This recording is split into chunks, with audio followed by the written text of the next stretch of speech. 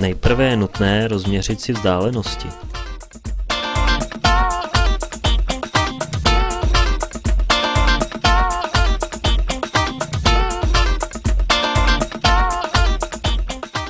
A nastříhat jednotlivé úseky.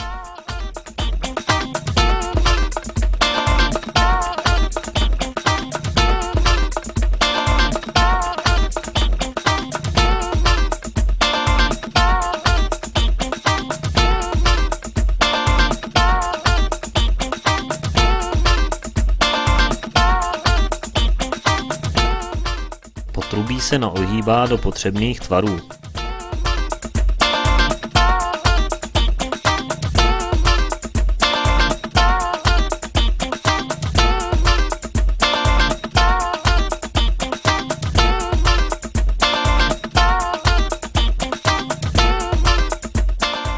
Montáž svěrného šroubení probíhá následujícím způsobem.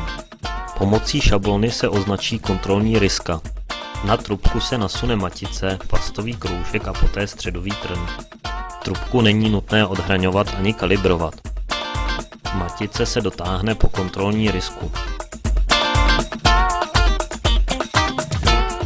Stejný postup se opakuje u ostatních šroubení.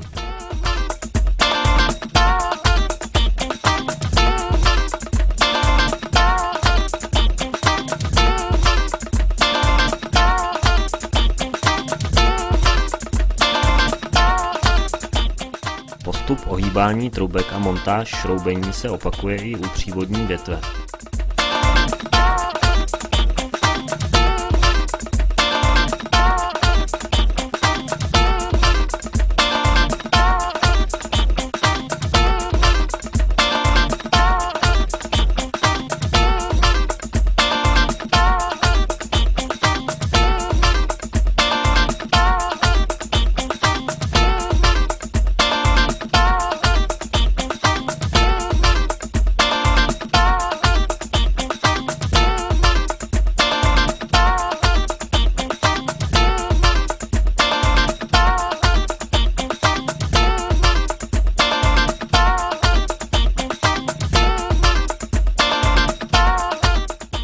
Montáž T-kusu probíhá následujícím způsobem.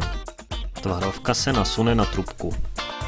Trubka se nemusí odhraňovat ani kalibrovat a musí být vidět v kontrolních otvorech. Spoje se zalisují. Při lisování jsou čelisti lícovány s plastovým dorazem.